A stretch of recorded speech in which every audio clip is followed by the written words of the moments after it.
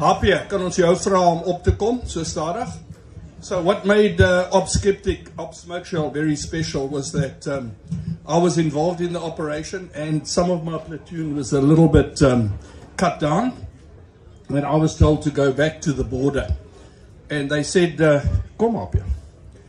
And they said to me that you have to go down there and get the rattles. So I said, now what does a rattle look like? They said, no, it's like 3 buffels put together, okay, and it's got a cannon on the front.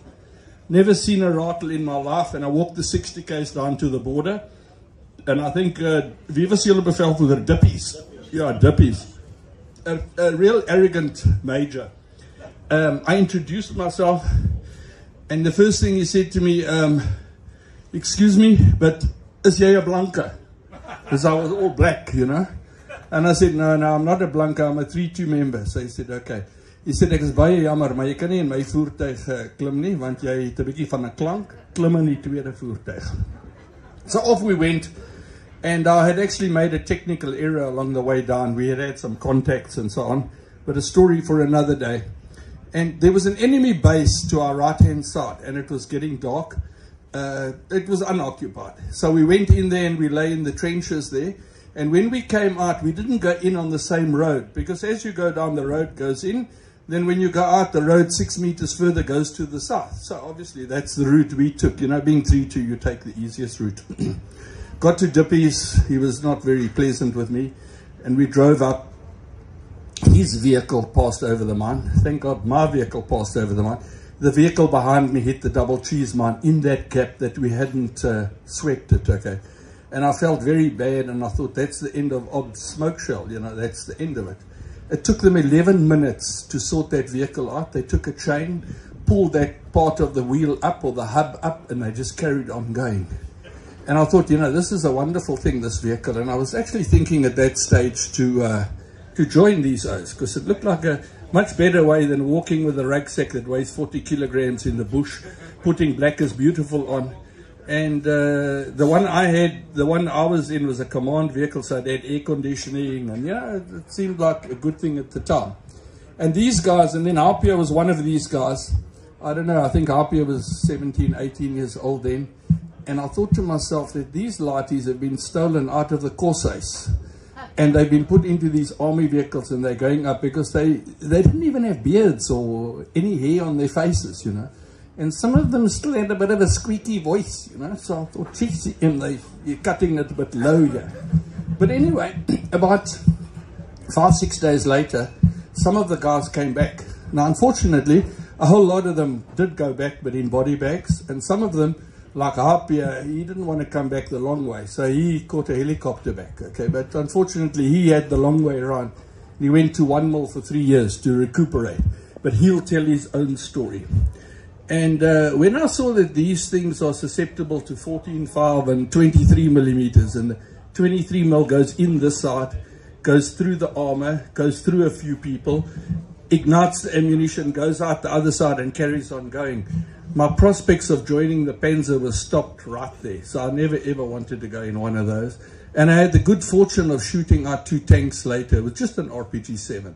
But that's a story for another time. Harpia, vertel ons 'n bietjie van jou storie, en dit is wonderlik om jou hier te hê.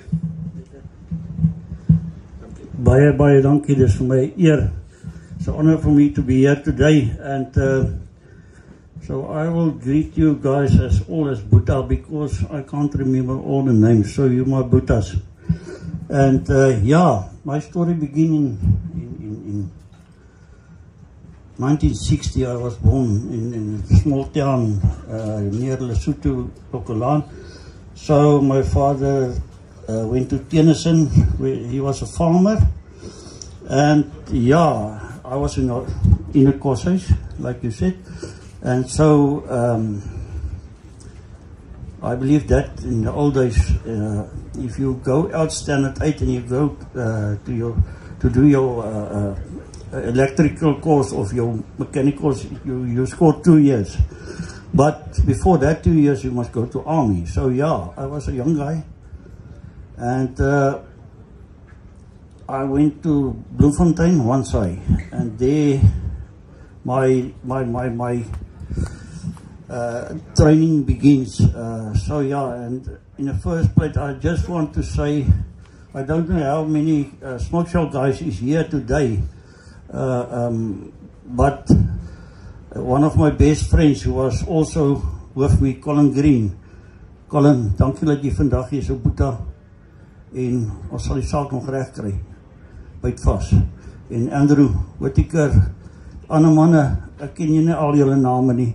Maar ja, en vir al die ander eenhede ook baie dankie julle. Vir sonder ons meg ons, sonder ander ons is ons nie, kan ons nie 'n opdrag uitvoer nie, want ons het logistiek, ons het baie brandstof nodig, ons het baie kos nodig, ons het baie ammo nodig.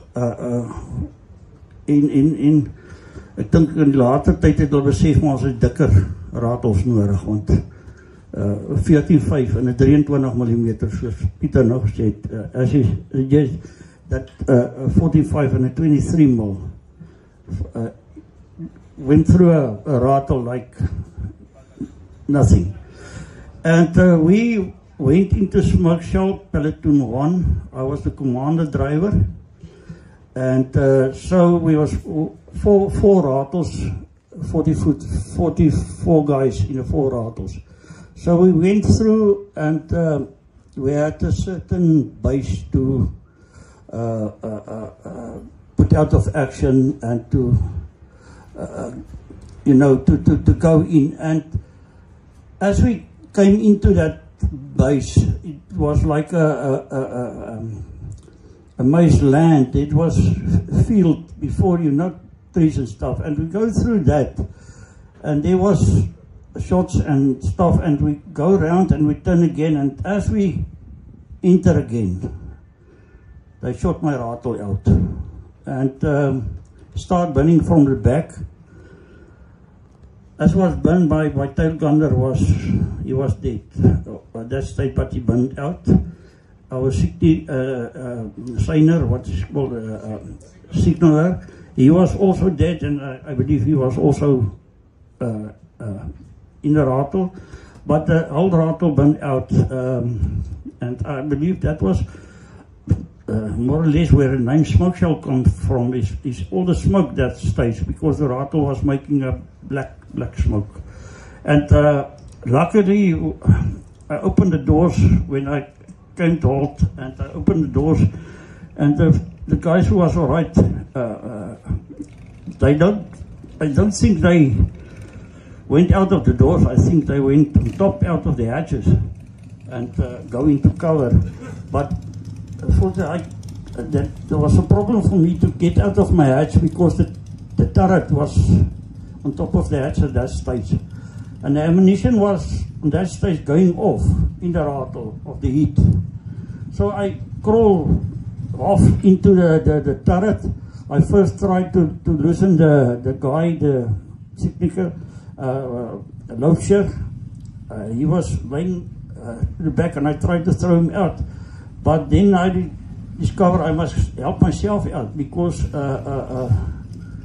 shit is coming now in a speed. So I get it open, the hatch, and I jump out, and I was going into decking cover, into cover there, yeah, and my Lieutenant Paul Lowe, he showed me and I know it was an AK, and I saw the AK gun, but that was a 23 mil, but it was looking the other way to the other rattles. And as I ran up, there was another one here, 45 next to us, and I was looking in that guy's eyes, like I can talk to him. He was so, you can see there was fear in his eyes, like there was fear in my eyes. And in between us, there was war. So, yeah, war is really, guys, if you went into war, you came out and everything is fine. But when you saw 13 guys die, 23 injured, or 44 guys, then you was actually in war, and I believe it was a bad state. The other vehicle, I believe there were 7 guys dead in that vehicle. Colin just told me he remember how they took limbs and fingers and stuff out of the rattle, cleaning up. And he actually drive one of the rattles out. He got a front window. There was a bullet shot through it. They took it out and he was driving that rattle. Just hour before that, the one driver was dead in his seat, you know. And so it was mentally, for the guys who make it through the ops, not shot afterwards, mentally was it very, very bad for the guys. I was in hospital. I was luckily the first casevac. They picked me up in the chopper. I went to I don't know what is that field hospital, I can't remember. And they stabilized me. They stabilized me in Grootfontein. And they put me on a flossie, and from Voortrekker Hoogte, they put me with a chopper to the intensive care at 1 mil. But the whole time I wasn't aware of anything. I remember the one time I get along and I can feel I was on a stretcher and I was strapped fast, and I can hear the plane, the noise of the plane. But I wasn't aware what was. That's it. I wasn't aware that I was shot because I was told, not by myself, but I was still awake till they took me to the chopper. So I remember they threw me in the rattle to take me out of the side, the medical rattle, and we have a TB. I think it was 2 kgs from that spot, and that is where the chopper picked me up. So yeah, and then I was in 1 mil, and I was shot here from on my right hand side. The bullet went out. I did take my coccyx. My bladder pipes, 2/3 of my guts out. My kidney pipes was off. So yeah, I was in a bad state. And I remember, I think I've got it still, but it's on the blueprint, what you call that, my medical stuff. And by night, the day staff told the night staff, you won't make it to the morning. And so it think a week later it's still the same story, but I think it was the 7th day I came by. And so my mom and my dad was on that stage next to me. And I saw my dad, and something was wrong now. Where's the bush now? Where's the fighting? Where's all that? Certainly that's wrong. Everything is white, and there's ladies there, medical staff, and there's pipes and everything. What I remember, I told my father the day when he dropped me at the garage near Tennyson to get the lift back to one side. I told him that I will come back, but not in a healthy body. And that was, I greet him and say, Pa, sien julle. En so, times go by, was an ops, and then the thing starts. In that, yeah, it's nearly 3 years. The last year was in and out, in and out. If I want to go home for a week, I go and come back, and I operate, and they clean my wounds. So they cleaned the wounds, and I said I had 54 anesthetics till I left the hospital. And so after that, I was for a year or so was I at home with my mom and dad. They look after me, and I was still in a bad state. I lose weight on stage. One stage I weighed 43 kilogram. So I was, there was nothing left, but still there was fight in my brain. And still my God was there. And that's the only thing kept me doing things that I must do today, is to believe if you wake up in the morning, you must change something or help something. And that is on this stage what I'm trying to do. But after that, I get married with my wife, Fia, and she said, you can read the stories, but I cannot tell you if there was nothing, and she is in front of me. I can see an angel, and that is what she is. For 38 years, I know for 40 years, for 38 years we've been married. The last 10 years, she done my wound every morning, every afternoon. So the original wound in my back was open again because small pieces of bone make a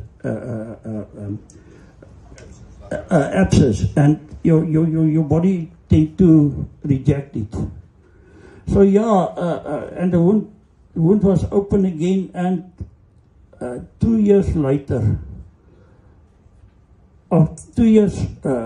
last year, 2021, 21, I went, the doctors tried to close the wound, and they cut me open, and the wound was, there is pictures on the media, the wound was so that I can put this piece of my hand in the wound, in my back. And so, 2022, I went for an operation. The surgeon, he told me he will do it and pull muscle from my hip, and it's an easy operation to close that. And I came out of the theater, and there was 100 and some stitches, clips in my back and in my hip. And this, the 5th day, I smell something. I had what do you call it, a vac on my back. And the 5th day, I smell something like, it's not a vac, there's a smell you know, I can smell that it's not a wound. And I told my wife, she was there, she visited me, and I told her we must take off this thing. And as we take it off, the what do you call it?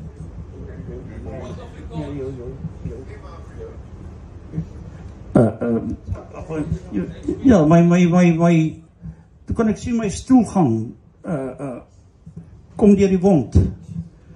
En daar skielik planne gemaak om vir my 'n kolostomie sakkie te gee wat ek 'n paar keer in die hospitaal voorheen gehad het.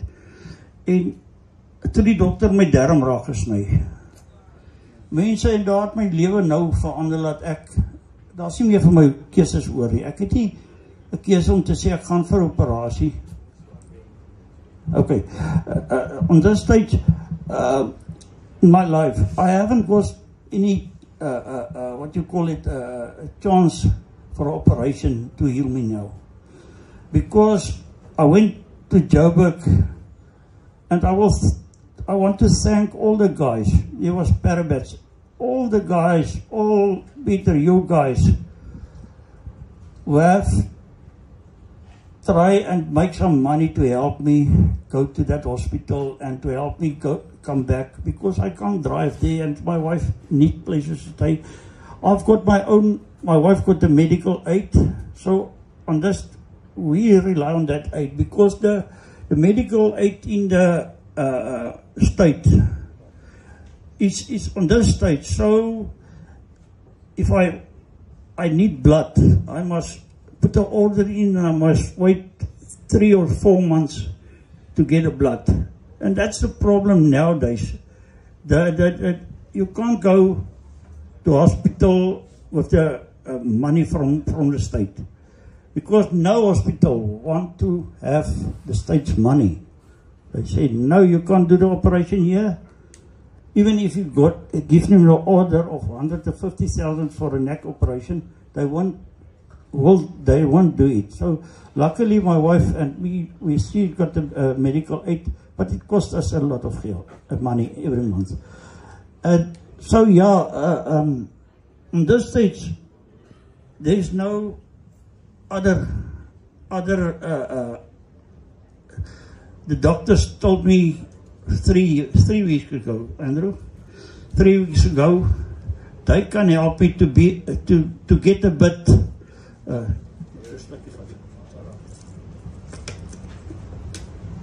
They can help me to get more comfort with an operation, but it's only a 35–40% chance of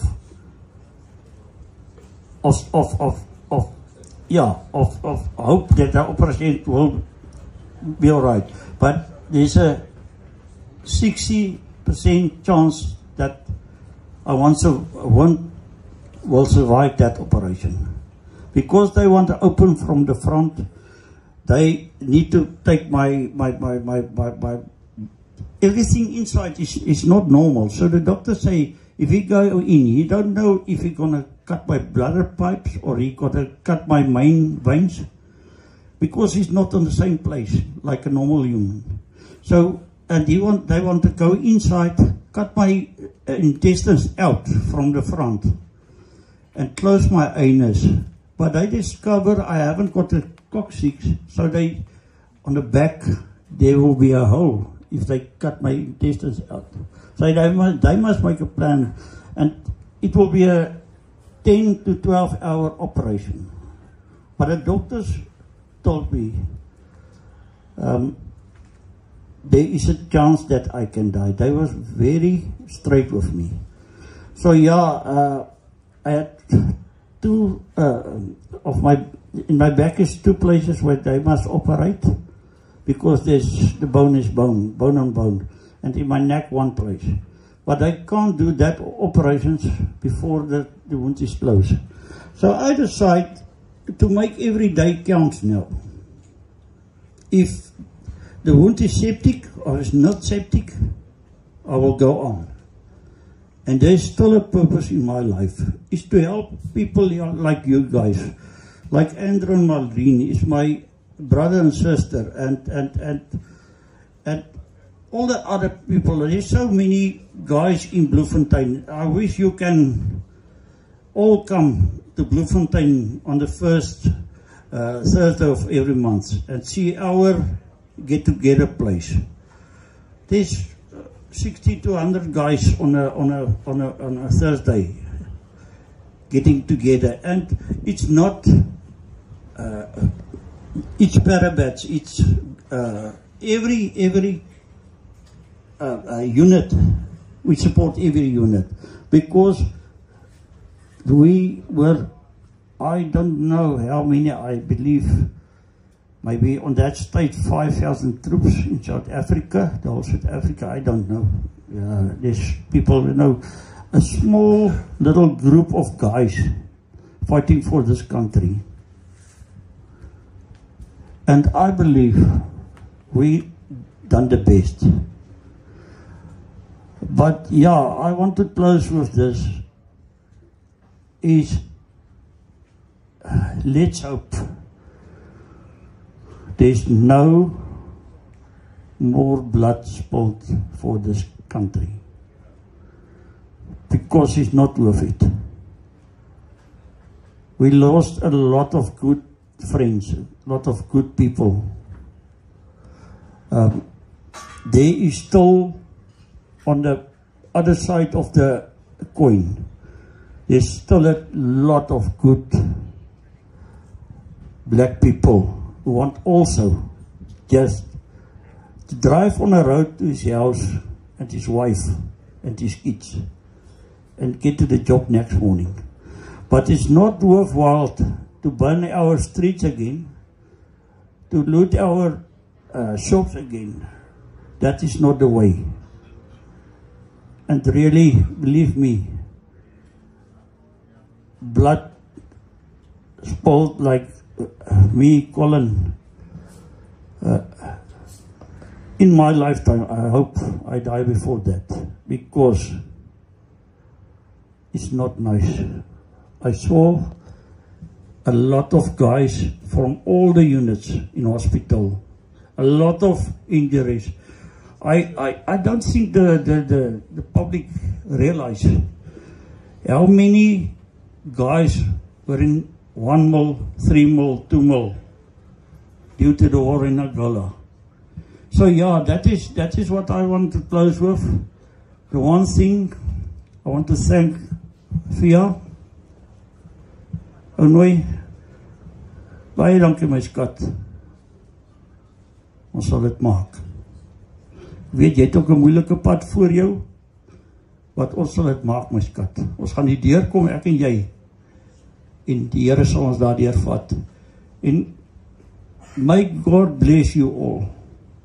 And guys, if you get up in the morning, be happy, be thankful, because the next minute could be your last minute. Get up and do something with a purpose and help somebody.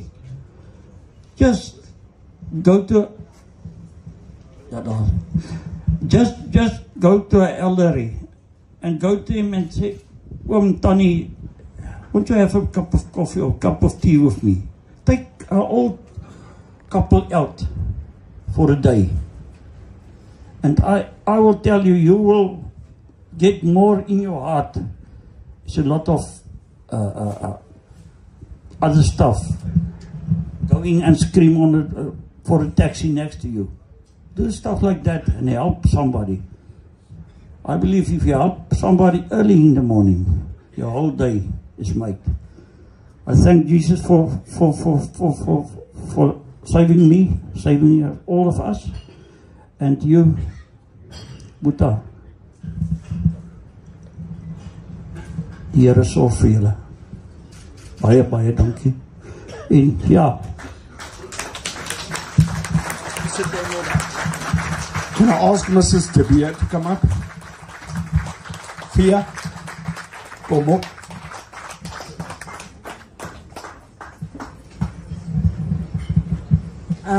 Good day, everybody. I feel a little bit intimidated with all these men around me, so strong and ruthless and fearless. Over the last week or so, we travelled to Cape Town because George does the Argus, I think 26 times now. And on our way back, we stopped at a friend's place who's also endured a lot of hardship over the last 3 months. And he lives in the Sitikama Mountains. Andre van Straten, and we spent a couple of days with him. He has the most amazing place on earth called Skylar, and that's what it means, Jimmel op aarde. And on this place that he lives, there are acres and acres and acres of proteas. And he said to us, please pick as many as you like, take as many as you like. And my first thought was, George and Andre started picking these proteas, and they are for a very special lady here today, and that is Fia, whom I've only met today. Harpia, whom I've only met today. George has met them in Angola on the trip earlier on last year. These are two phenomenal people. They have endured many hardships, and there's still stuff lying ahead.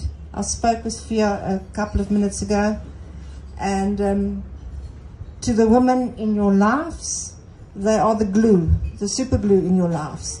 So these proteas are going to be handed over by Johan Leroux, who's the big chief in charge of the motorbike gang here, the Airborne Riders, and I see the Megmanne, they've also got their riders. I believe you've got to have a 600cc, am I right? And above to join this. I've only got a little 50 something, so I'm not welcome. So please, Johan, would you be so kind to hand these over to Fia? Thank you.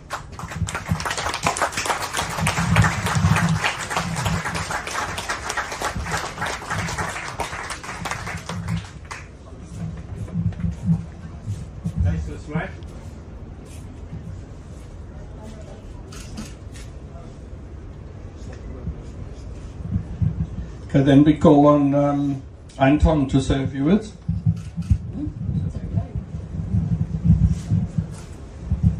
Thank you, Peter. Hoop je en jou beter helfte dat jy reg langs jou sit. Teen jou sy.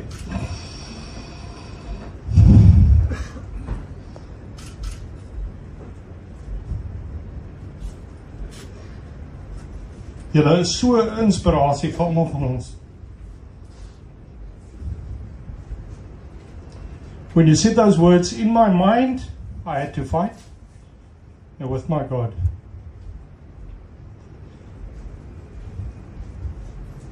We knew why you were here today. Because in our mind and with our God, we got where we are today. All of us. Thank you for being an inspiration to all of us. All of us. On behalf of Peter and his gang,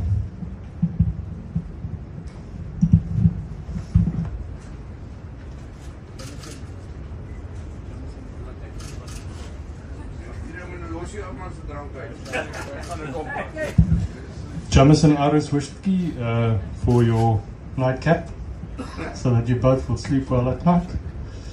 And don't drink it like Peter and his gang, please.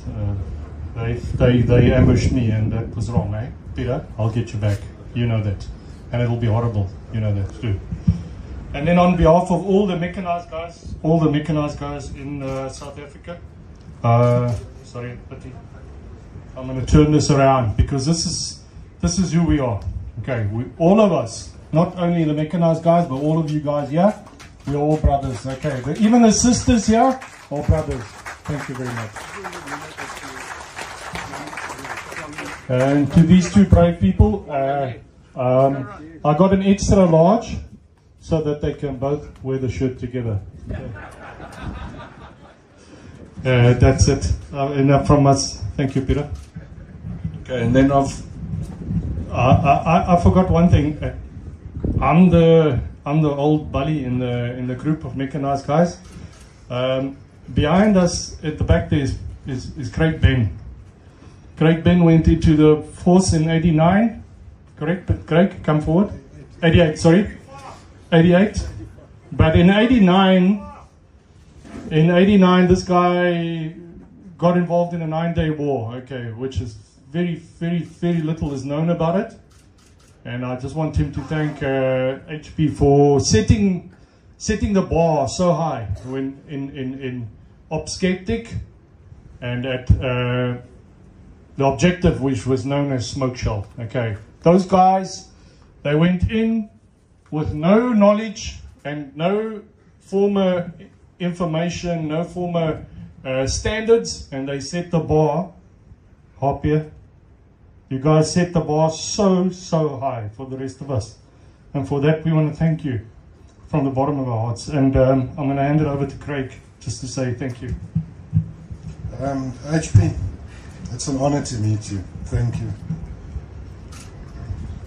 Okay. I was also a rattle driver. I was probably one of the last guys to actually use a rattle in combat. It was only a 9-day war, but it was the heaviest fighting ever seen in Novemberland those 9 days. And it's the only time that an airstrike was called in on November soil to break out our other 6-3 Mech brothers. They had to use impalas to get them out of a contact. I think the Kufut guys, I'll take my hat off to you guys because it wasn't pretty. And you guys were on your own for about a day and a half before they released us to come and help you. So, yeah, it wasn't a good fight, and HP, I agree with you. Once you've experienced war, you don't want to go back there again. To the professional guys, the Special Forces guys, the guys from 3-2, I take my hat off to you and I salute you because you did it as a profession. It's really, and we come from the era of excellence. I'm still serving today. It's not easy, but it's my chosen profession as well. But to all of us, I salute each and every one of you. We all wore browns, no matter what unit we were in. From the cook right up to the top recce operator. Salute you all. Thank you. So thank you. And you know what the Peribats are like? They always want the last word, so we give over to George. Right. Welcome to all of you. Hi. I've been through this whole episode. I was very fortunate with him, and he's been with him before, and then he said, George, will you come? I said, no, I'm in, no problem. And I'm actually here, while I'm standing here. Just hold the mic a little bit away from your face. Okay, I know you're in love with this mic, but just a little bit. This is my mic. Okay. Okay, who told you that? Can you hear me now? Right, okay. So, one guy that I want to thank here, or all of us, is Andrew Whittaker with the yellow shirt there.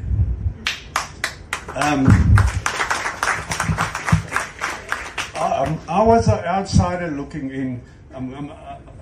Believe it or not, those of you know me, I was just traveling along, keeping quiet. And just experience the 61 guys was a great opportunity and experience for me. Paratroopers,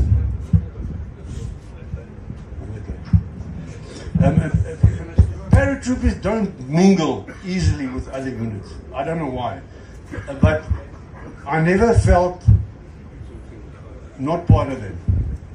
But now let's get back to the main people here. Harpia and Pia.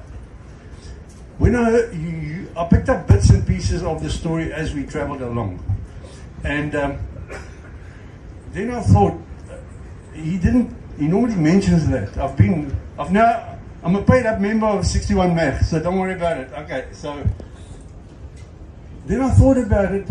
Is Pia somebody that's,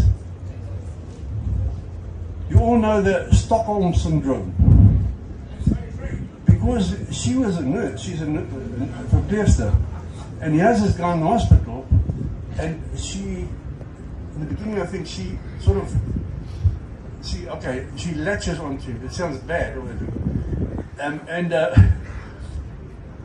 then I heard his story a bit later, or he said, ek het geweet, ek gaan lank in die hospitaal wees, ek gaan met 'n nurse trou. But all those things soon change. A nice nurse, yes. All those things soon changed in my mind. Pia is dedicated. Harpia, part of it's gone. Missing, shot out. He's got a backbone like I've never seen before. Hy's 'n Easter. Right. And then Andrew, you won't believe it, that is the first official group, I believe, because I only found out the exact spot in 2021 of Operation Smoke Shell. So that tour group last year was the first group to end up there. Andrew arrives, it's quite in the sticks, as you would think. Andrew arrived there in a ML Mercedes with Harpia and Pia. And we had there's actually a little monument placed there. It was a great experience. And if there's ever a person I want to salute, or persons, they are these two and Andrew. He never shied, and that's not all he did. I know he's very involved in whatever is happening with Harpia. Thank you. I salute you. Harpia.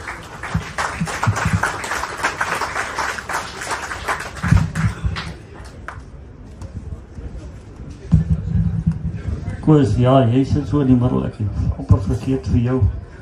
Koos, baie dankie vir die Afrikaans, vir die platform wat jy op daar stel vir ons en ons storie te kan deel. And I believe if we all put our stories together and one thing I believe is, if you've got a problem in your mind with this stuff, get a guy who was next to you. You can't talk to the guy who was in another ops or what. Get a guy who was bleeding next to you or was taking you out of the bush. Of that guy, you two must get together and cry, and that will heal you. That is not because I know a lot of guys. Now we tend to get older. The children is out of house, and even when you lay down with your wife in night, you tend to get alone, like I'm alone. Your folks is next to you, but you tend to get very lonely, and that is what we must solve out for the guys, because it's not an easy way to every night dream, smell the stuff. Your brother in arms will help you with that, because he was there. And that's my last. I want to say to you, thanks very much, guys. Please be upstanding.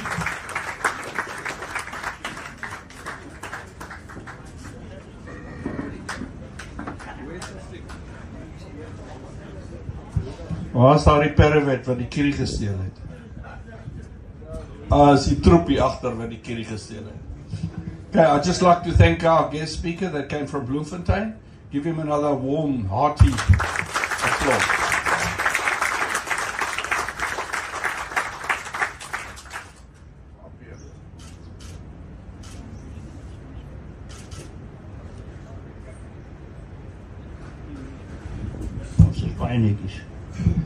You must see all the mech guys is we like our suits. Thank